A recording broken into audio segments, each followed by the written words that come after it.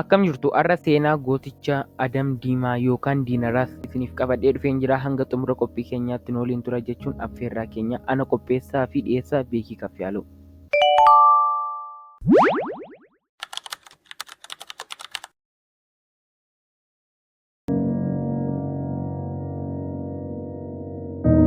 Maqaan dhaloota gooticha kanaa Adam Ahimad Alii jedhama. Irra caalaatti garuu Adam Diimaa yookaan Diinaraas jedhamuun beekama. Adam Diimaan bara 1971 godina Harargee Lixaa Aanaa Dobbaa ganda Alii Xiqqaa Araadaa Jannataatti dhalatee guddate. Akkasumas haadha warraa lama waliin bultii ijaarrachuun ijoollee 9 dhiira 3 fi dubara 6 horachuu danda'ee jira.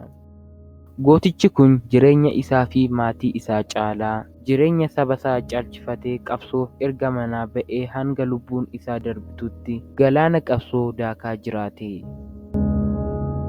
Adam Diimaa bara 1997 yeroo filannoo bara wayyaaneen korojoo hatte mootummaa wayyaanee waliin lola cimaa walitti banee loltoota wayyaanee danuu jilbeenfachiise. Egaa gaafa sanaatii wayyaanee waliin fiigicha olompikii walitti ta'anii.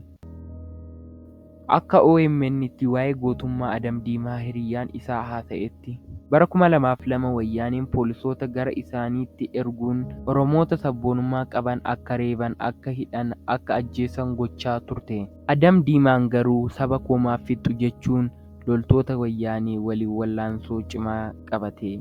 Yeroo kana loltoonni wayyaanee gooticha kana qabuuf 50 ta'anii mana isaatti marsan. Gootichi kun loltoota 2 rasaasaan jedhee ba'ee biraa sokke. Wayyaaneen garuu icciitii mo'atamuu isaanii baattatanii salphinaan imalanii.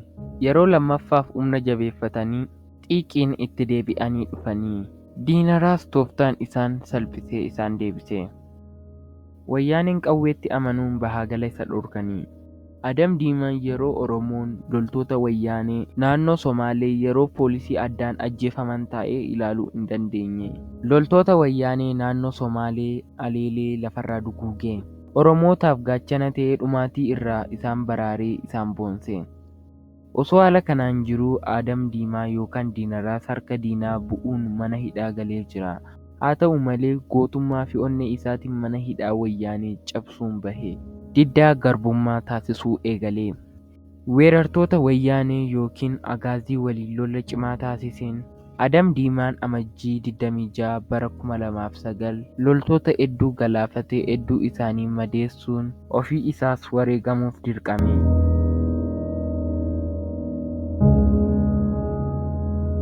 Bara kana Oromiyaan haala wal fakkaatuun gootota garaagaraa dhabuu dandeessee turte. Gooticha Shawaa Lixaa, Galataa Itichaa fi gootota hedduu dhabuu dandeessee jirti. Caalaa Bultumeen gootummaa isaa bifa kanaan faarsuu danda'ee jira.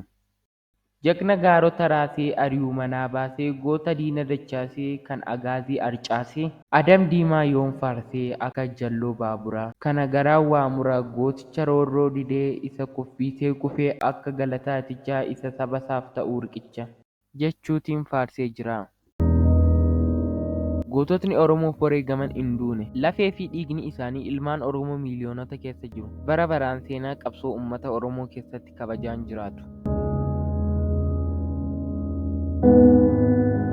Qabeenya gooticha Adam Diimaa jalaa saamuun maatii isaa rakkoof godhamte. Hawaasni Oromoo addunyaa kanarra jiru maatii goota kanaa hin gargaaru jennee abdannaa. Daawwattoota keenya viidiyoon keenyarra kana fakkaata ture. Mee seenaa kanarraa waan barattan koomentii irra nuu kaa'a. Akkasumas viidiyoon keenya akka namoota hedduu bira ga'uuf laayikii nu godha. Hanga viidiyoo biraa wal agarruutti nagaatti.